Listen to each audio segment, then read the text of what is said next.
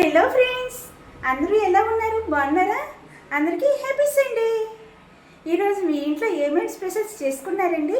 మరి మా ఇంట్లోనా ఏమేమి ప్రిపేర్ చేశాను సండే స్పెషల్గా చూసేయండి. వైట్ రైస్ ప్రిపేర్ చేశానండి, వేడివేడిగా ఉన్నాయి. ఆ తర్వాత నాన్ వెజ్ వండుకునేటప్పుడు టమాటా రసం ఉంటే చాలా చాలా టేస్టీగా ఉంటుంది కదా అని పుల్లగా కారంగా టేస్టీగా చేశాను. ఆ తర్వాత మా పిల్లల కోసం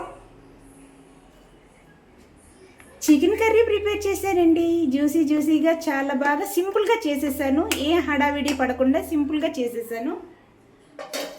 ఆ తర్వాత మా వారి కోసం అని మటన్ కర్రీ ప్రిపేర్ చేశానండి. అన్నిటికన్నా స్పెషల్ ఏంటో తెలుసా? చూసేయండి. మటన్ బిర్యానీ ప్రిపేర్ చేశానండి. టేస్టీగా ప్రిపేర్ చేశాను.